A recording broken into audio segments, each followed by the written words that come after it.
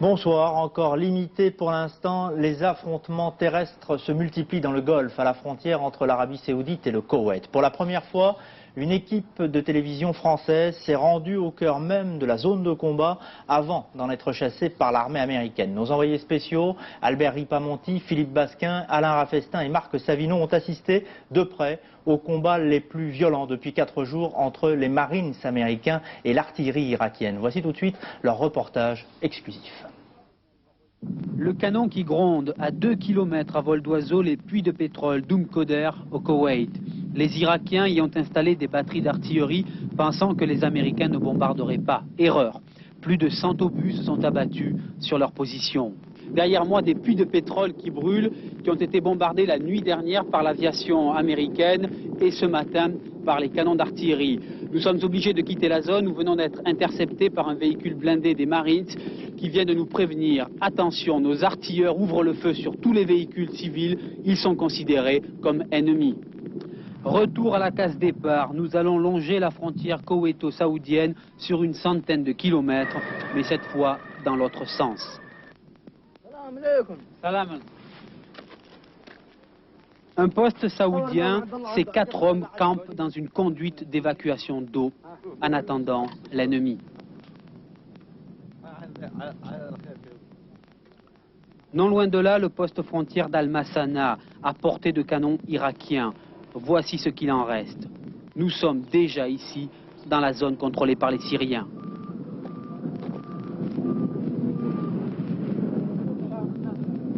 On voulait savoir s'il était possible de faire quelques images du dispositif syrien. J'ai compris. Ouais, c'est pas possible? Pour des raisons de sécurité, les blindés sont constamment en mouvement. Des traces dans le sable, il y a encore quelques heures, des chars étaient enterrés ici.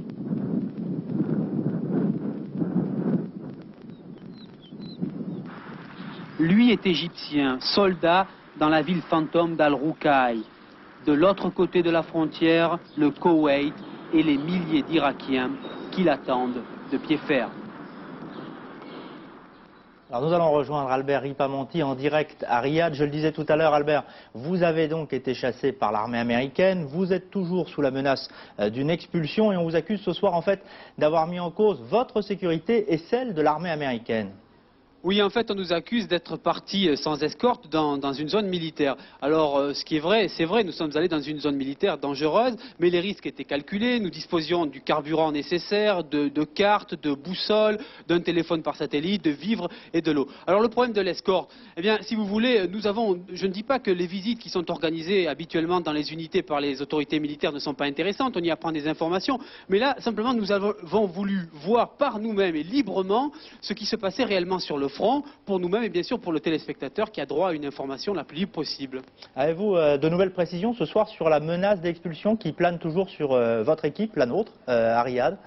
Ben écoutez, c'est une information qui circule beaucoup à Riyad, mais en fait, moi, je n'ai pas été avisé, ni d'ailleurs les membres de notre équipe, par les autorités américaines, d'une quelconque procédure à notre encontre. Alors pour l'instant, si je puis dire, il faut attendre et voir. Vous avez eu une réaction des autorités militaires françaises? C'est-à-dire que l'un des membres de l'équipe a été entendu en début d'après-midi par les autorités militaires françaises pour savoir ce qui se passait, mais depuis, nous n'avons pas eu de nouvelles informations ni de nouveaux contacts avec une quelconque autorité française. Merci Albert pour toutes ces informations donc sur la situation en Arabie Saoudite. À Riyad toujours, le secrétaire américain à la Défense, Dick Cheney, et le chef d'état-major interarmé, Colin Powell, ont commencé aujourd'hui leurs entretiens avec le général Norman Schwarzkopf, commandant en chef des forces américaines dans le Golfe. Au cœur de ces entretiens, la détermination d'une date pour le lancement d'une offensive terrestre. À Riyad, reportage de notre envoyé spécial, Memona Intermal. Rire à la caméra pour montrer qu'on maîtrise bien la situation. Mais la guerre qu'ils doivent concevoir ici ne sera pas un dîner de gala. Dans quelques instants, ils seront seuls dans cette salle de guerre à Riyad. Quand, où, comment aura lieu l'assaut terrestre? C'est ici que des réponses à ces questions seront formulées. Elles seront présentées lundi à la Maison-Blanche.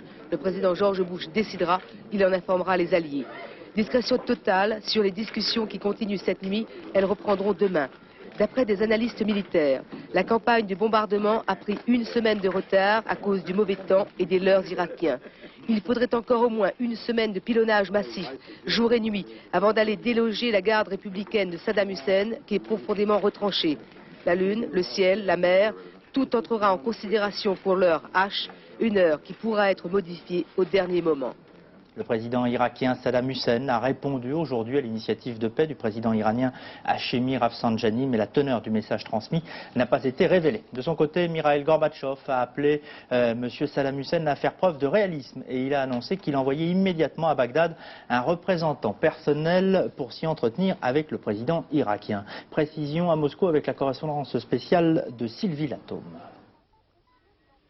Mikhail Gorbatchev n'a pas précisé l'identité de son représentant personnel, qui pourrait être son conseiller Evgeny Primakov, déjà envoyé à Bagdad à l'automne dernier. Mais il a réaffirmé la fidélité fondamentale de la direction soviétique aux résolutions du Conseil de sécurité de l'ONU, tout en soulignant que la logique de guerre ne doit pas dépasser le mandat défini dans ces résolutions.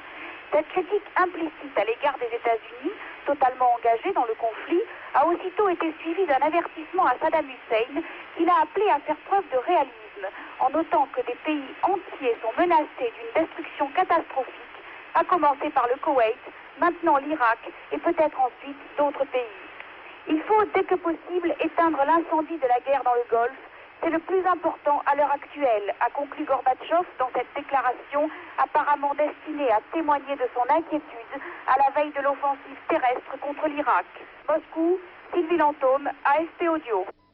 Un nouveau tir de missile Scud irakien a fait 25 blessés la nuit dernière en Israël, intercepté par un missile patriote.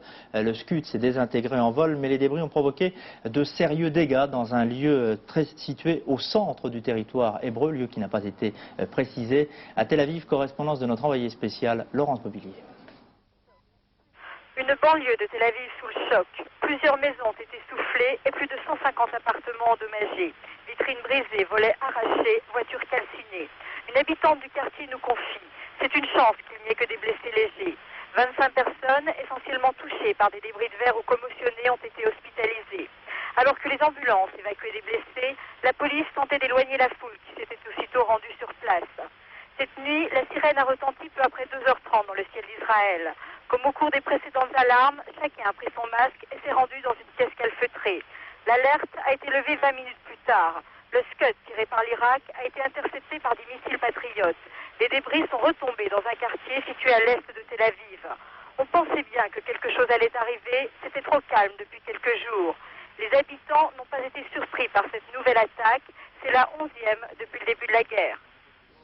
Et puis la menace que font peser sur Israël les missiles irakiens Scud s'estompe, a déclaré aujourd'hui Isaac Shamir, interviewé à la radio israélienne. Cette situation approche de son terme. La fin de ces attaques terroristes meurtrières, a-t-il ajouté, cesseront avec la poursuite des raids alliés contre l'Irak.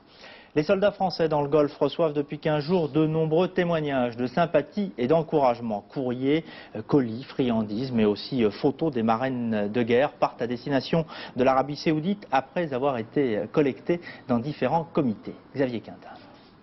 Toute la France, les initiatives se multiplient. À Perpignan, c'est toute une entreprise de biscuits qui s'est mobilisée pour envoyer plus de 10 000 colis de gâteaux dans le Golfe. Démarche similaire du côté d'Amiens, où l'hôtel de ville accueille toutes les bonnes volontés, tandis qu'à Paris, c'est du Palais Bourbon qu'un comité national, lancé par le député Jacques Godefrin, coordonne l'action de près de 80 relais locaux. Déjà plus de 15 000 lettres et plus d'une tonne de colis ont suivi cet itinéraire. Nous recevons des courriers, nous recevons des colis qui sont adressés à des soldats anonymes.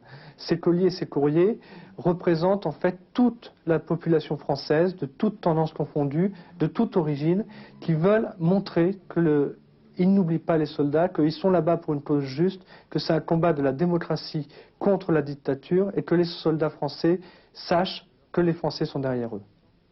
De leur côté, les bénévoles ne manquent pas. Enthousiastes, ils ont le sentiment de contribuer à leur manière à l'effort national. Moi, si je suis ici, c'est que nous ne pouvons pas être sur place aux côtés de nos soldats. je me suis dit que ça serait bien de leur montrer qu'il y a quelqu'un quand même qui pense à eux, qu'il y a un certain soutien moral et qu'ils voient quand même à travers certains reportages qu'il y a une chaîne de solidarité qui s'est créée derrière eux. Et en réalité, je peux dire ça, j'apporte ma pierre à l'édifice. L'intérêt de ces comités est de permettre de grouper les envois et ainsi accélérer leur acheminement. Pas question d'envoyer n'importe quoi, denrées périssables, alcool et charcuterie sont à exclure des colis. Des paquets qui doivent de toute façon être contrôlés avant d'être expédiés gratuitement aux soldats français du désert. Autre témoignage de soutien, mais en images cette fois, celui de la direction régionale des FR3 Bretagne Pays de Loire. Lionel Corte est en direct à Rennes. Vous avez réalisé un journal régional hebdomadaire à destination des militaires dans le Golfe. Oui, exactement. Avec la direction régionale, nous avons voulu donc à Nantes et à Rennes réaliser ce journal. Vous savez qu'il y a beaucoup de soldats bretons dans le Golfe. Il y a notamment ceux du 3e RIMA de Vannes et ceux du 11e Rama de la Landouée. Alors nous avons voulu essayer d'appliquer le credo de FR3, tout simplement, leur amener le bout de la rue, là-bas, au bout du monde. Une rétrospective de l'actualité en images et puis également une émission tempo, une émission de variété. Et donc le tout va être dupliqué à une centaine d'exemplaires par le CIRPA à Paris et distribué dans tous les régiments des 3 armes. Alors Lionel, on peut en voir un petit bout? Oui, tout à fait. Alors nous avons essayé de leur parler un petit peu de ce qui fait la vie de tous les jours, tout simplement, de les rattacher à leur pays. Alors ça va du sport à la météo en passant par l'économie. Je vous propose tout de suite d'en voir un extrait. Ah, Lionel Corte. Il y a un petit problème. Bon, le journal est déjà parti dans le Golfe, si je comprends bien, Lionel. J'ai l'impression qu'il y a un petit problème. Puisqu'apparemment il y a un problème d'image, on peut vous faire signe en régie à Rennes. Dites-nous simplement, cette opération va se renouveler. Oui, tout à fait. C'est une opération que nous allons renouveler tant que durera cet éloignement, tant que durera cette guerre. Donc un journal à la fois de Nantes et de Rennes. Aucun espoir de voir des images maintenant? Je n'ai pas l'impression, ne me fait pas de signe en régie. Bon, ben, sûrement cette cassette donc déjà partie dans le Golfe. Elle est déjà partie, oui. Merci Lionel Corte, en direct de Rennes. Sur le terrain politique cette fois, Jacques Chirac a décidé hier soir de sortir de la réserve responsable dans laquelle le RPR et l'opposition s'étaient cantonnés depuis le début de la guerre. Hier soir, donc dans les Yvelines, Jacques Chirac a fustigé tour à tour, je cite, l'échec de la diplomatie française, l'évanescence du gouvernement et la démarche un peu rapide de François Mitterrand à propos des armes chimiques. De son côté, François Léotard a également critiqué les propos du chef de l'État. Changement de ton dans l'opposition, Charles Sanviti. Le consensus mis à l'épreuve 3 jours après l'intervention de François Mitterrand, l'opposition se mobilise, présidentiable en tête. Jacques Chirac, Valéry Giscard d'Estaing, François Léotard, tous donnent du canon. Objet de la polémique, le choix des armes dans la guerre. Si Jacques Chirac approuve l'emploi d'un arsenal classique, le renoncement annoncé aux chimiques et au nucléaire, il le juge contraire à la dissuasion. Même reproche pour Valéry Giscard d'Estaing sur le sujet. La France doit s'abstenir de toute réponse précise. François Léotard, lui, enfonce le clou. La politique française au Proche-Orient, il la trouve carrément incohérente et mercantile. Consensus peau de chagrin, Simone Veil aussi s'interroge sur l'emploi de l'arme nucléaire. Pour elle, exclure son usage, c'est affaiblir la dissuasion française. Bref, dans l'opposition, pour certains, pas question de co-gérer la guerre. Après 23 jours de conflit, la politique reprend ses droits et le consensus parfois se réduit au service minimum. Retour maintenant à l'actualité internationale avec d'abord le calme en Lituanie où des centaines de milliers de personnes ont participé aujourd'hui à la consultation organisée par les autorités baltes sur l'indépendance. Une opération électorale considérée par Moscou comme une véritable provocation. Pascal Verdeau. Une consultation sous haute surveillance. Intempestive pour beaucoup de militaires soviétiques, provocante selon certains membres des minorités polonaises et russes réunis en comité de citoyens appelant au boycott, illégale selon Mikhail Gorbatchev. Et pourtant, tranquillement, avec le sourire, officiellement à Vilnius, il ne s'agit que d'un sondage, les Lituaniens votent sur l'indépendance de leur république. Premier test, le taux de participation. Massive, elle renforcera la position intransigeante du président lituanien Landsbergis, toujours barricadé à l'intérieur du Parlement, mais en liaison constante avec l'autre adversaire de Mikhail Gorbatchev, Boris Yeltsin.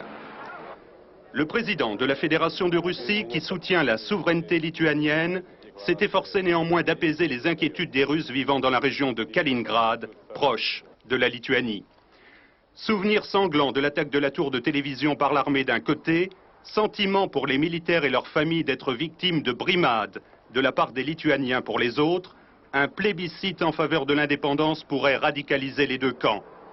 Et c'est le moment choisi par Moscou pour annoncer de grandes manœuvres militaires dans les pays baltes.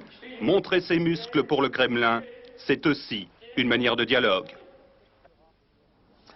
Gigantesque rafle la nuit dernière dans les ghettos noirs autour de Johannesburg, en Afrique du Sud. Plus de 11 000 personnes ont été arrêtées dans une opération qualifiée d'anticrime, organisée par près de 40 000 membres de la police nationale.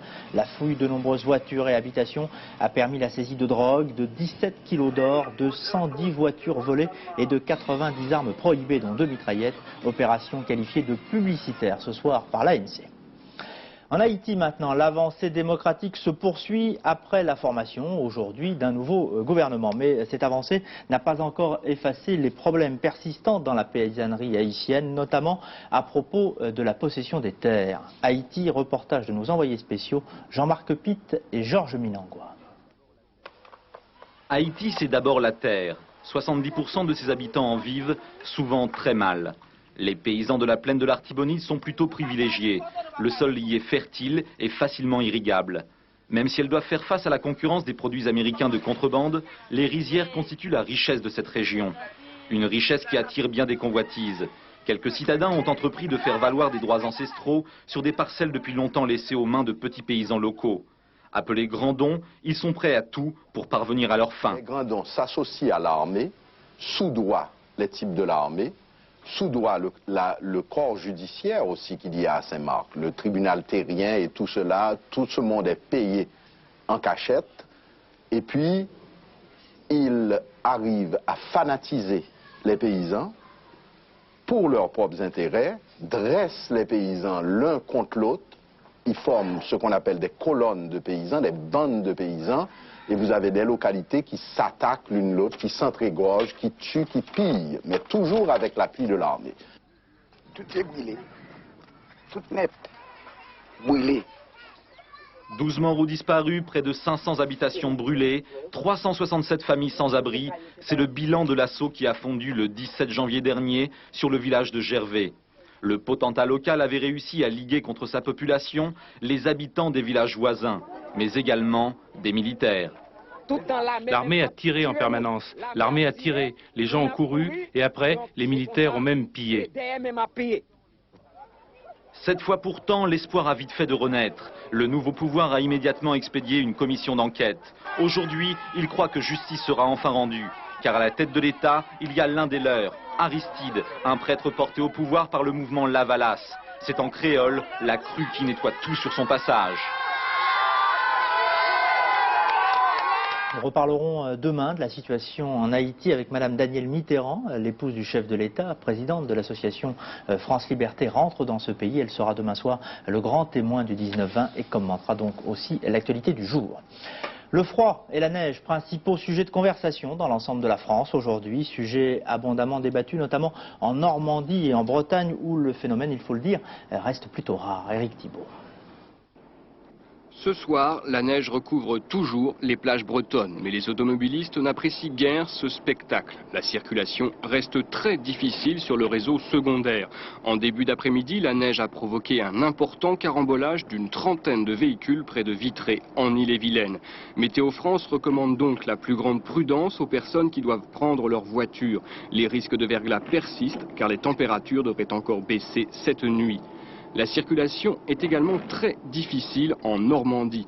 Ce matin, de nombreux poids lourds ont été bloqués sur l'autoroute A13 entre Paris et Caen. Le pont de Tancarville a d'ailleurs été fermé la nuit dernière, mais grâce au sablage, la circulation a pu être rétablie sur les grands axes. En revanche, le réseau secondaire a été rendu impraticable à de nombreux endroits en raison d'abondantes chutes de neige. Les flocons et le froid règnent aussi en Champagne. Les péniches naviguent sur le canal de la Marne au milieu des blocs de glace. Demain, la neige devrait encore tomber sur l'Île-de-France, l'Alsace, les Ardennes, l'Aquitaine et les Alpes. Seul le sud méditerranéen devrait être épargné. L'actualité sportive du jour se résume à un sourire, celui de la Française Carole Merle, qui a remporté cet après-midi sa première victoire de la saison en gagnant le Super G de Garmisch-Partenkirchen en Allemagne, comptant pour la Coupe du Monde féminine de ski. Didier Balèze. 40 portes à franchir, 580 mètres de dénivellation, une neige fraîche, pas vraiment le tracé idéal pour Carole Merle. C'est pourtant ici à Garmisch-Partenkirchen, la station la plus huppée de Bavière, que la Française renoue avec le succès.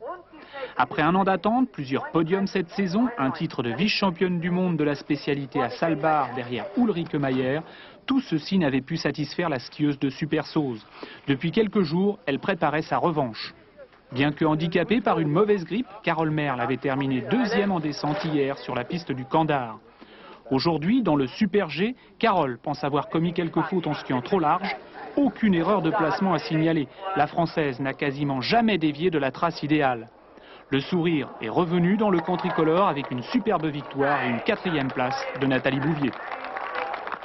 À un an jour pour jour de l'ouverture des Jeux Olympiques d'Albertville, la surabondance de neige a empêché le déroulement de la descente, messieurs, de Val d'Isère. Très rapidement maintenant, les rapports du tiercé écarté, disputé aujourd'hui à Vincennes. Pour gagner, il fallait jouer, vous le voyez, 8, 12, 14, un peu plus de 4 000 francs dans l'ordre. Et puis le quarté plus pour 8 francs, vous avez gagné un peu plus de 40 000 francs en rajoutant le 6. Enfin, les pronostics de Monsieur Courtine pour le tiercé écarté quinté plus de Vincennes demain. Ses favoris, vous les voyez assez rapidement. 17, son joker c'est le 16. Et puis le 15, le 6, le 11, le 10, le 8 et le 9. Dans un instant, la météo complète de Florence Klein. Je vous retrouve à 22h30 pour Soir 3. Très bon début de soirée.